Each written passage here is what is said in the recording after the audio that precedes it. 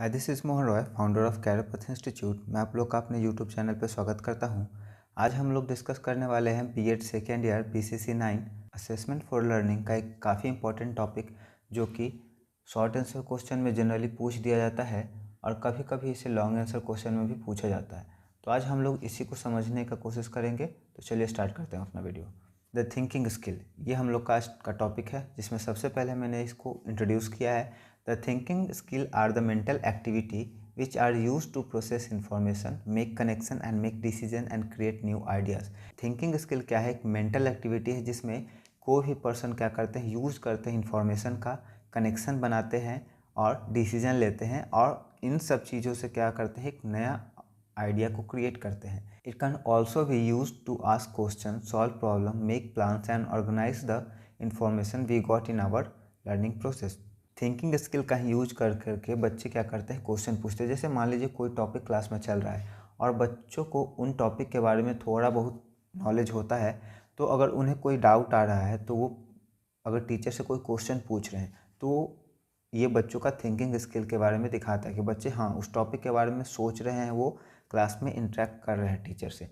अगर उस टॉपिक से रिलेटेड कोई प्रॉब्लम है तो उसे सॉल्व करने के लिए भी थिंकिंग स्किल का यूज करते हैं। प्लान्स बनाते हैं, अपने डेली रूटीन कह सकते हैं, फ्यूचर प्लानिंग कर सकते हैं, इसमें भी थिंकिंग स्किल का यूज होता है। And organise the information we got in our learning process, और जो लर्निंग प्रोसेस में हम लोग चीज़ें सीखते हैं उसको सीक्वेंस में ऑर्गेनाइज करते हैं ना। जैसे हम लोग शुरू में नंबर सिस्टम पढ़ते हैं, फिर उसका एलसीएम एचसीएफ, उसके बाद फिर हम लोग पढ़ते हैं डेसिमल का, फिर फ्रैक्शन पढ़ते हैं, फिर इंटीजर्स। इस तरह से सीक्वेंस में बच्चे पढ़ते हैं और उसे समझने की कोशिश करते हैं। थिंकिंग स्किल को मैंने एक डायग्राम से रिप्रेजेंट किया है, जैसा कि मैंने पिछले वीडियो में बताया है। इस डायग्राम में दिए हुए पॉइंट का यूज करके आप एक शॉर्ट आंसर क्वेश्चन को भी लॉन्ग आंसर क्वेश्चन में कंप्लीट कर सकते हैं। लेकिन अगर आपको क्वेश्चन शॉर्ट आंसर में पूछा है तो इतना आपके लिए सफिशिएंट है। आप इस डायग्राम के बाद एक पॉइंट आपका नीचे में जाएगा, जैसे यहाँ पे देखिए मैं लिखने की कोशिश कर रहा हूँ थिंकिंग स्किल। यहाँ पे आप लिखिएगा there are following thinking skill which are, there are lots of thinking skill.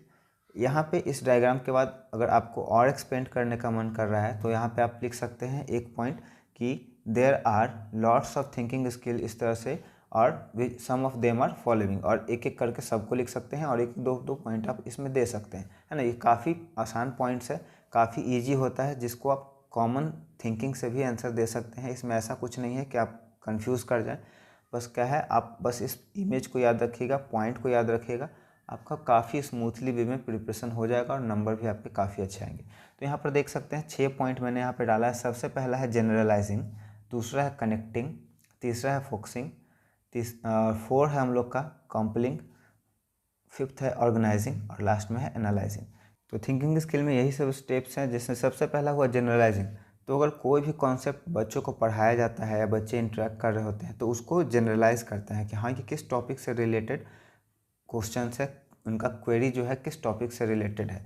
उसके बाद कनेक्टिंग, कनेक्ट करते हैं बच्चे जब भी कुछ नया चीज़ पढ़ रहे होते हैं तो वो पहले के पढ़े हुए चीज़ों से कनेक्ट करते हैं। जैसे इसका एक सिंपल एग्जांपल है, मैं यहाँ पे बता दूँ। जैसे हम लोग पढ़ते हैं speed is equal to distance बटा में टाइम, ठीक है। और हम लोग पढ़ते हैं फिर उसके बाद velocity is equal to displacement बटा में टाइम, और एक्सेलरेशन इज इक्वल टू हम लोग पढ़ते हैं change in velocity final minus initial बटा में टाइम, ठीक है। तो इसको हम लोग एक्सेलेरेशन को ऐसे भी कर सकते हैं, acceleration is equal to velocity बटा में टाइम। अब ये जो हम लोग पहले से पढ़ चुके हैं, इसका हम लोग यूज कर सकते हैं। देखिए फोर्स के इक्वेशन को ड्राइव करने में, फोर्स इज इक्वल टू हम लोग जानते हैं मास इनटू एक्सेलरेशन, ठीक है। तो इसको हम लोग ऐसे भी लिख सकते हैं, force is equal to mass into velocity बटा में टाइम, और यहाँ से हम लोग लिख सकते हैं force is equal to M into V को हम लोग लिख सकते हैं मोमेंटम, मोमेंटम बटा में टाइम। तो ये सब देखिए क्या है, कनेक्टिंग है। बच्चे पहले के सीखे हुए कॉन्सेप्ट को आगे के कॉन्सेप्ट में जोड़ेंगे तो एक नए चीज़ को, वह एक नए लर्निंग के ऊपर पहुंच सकते हैं, नए स्किल को सीख सकते हैं। उसके बाद है फोकसिंग। थिंकिंग स्किल से ही बच्चे क्या होते हैं, क्लास में फोकस कर पाते हैं, या फिर जब वो पढ़ रहे होते हैं फोकस को मेंटेन करके रख पाते हैं। उसके बाद है कंपाइलिंग, ठीक है। कंपाइलिंग मतलब यहाँ पर होता है जोड़ना। बच्चे जो पहले पढ़े हुए हैं उन सब चीज़ों को जोड़ रहे हैं, उससे सीख रहे हैं नए लर्निंग, या उससे रिलेशनशिप इस्टेब्लिश करने का कोशिश कर पा रहे हैं। ऑर्गेनाइजिंग, ठीक है, एक सीक्वेंस में ऑर्गेनाइज करके देखेंगे बच्चे, और इसके लिए उनमें थिंकिंग स्किल का डेवलप होना काफ़ी ज़्यादा ज़रूरी है। और लास्ट में हम लोग का है एनालाइजिंग।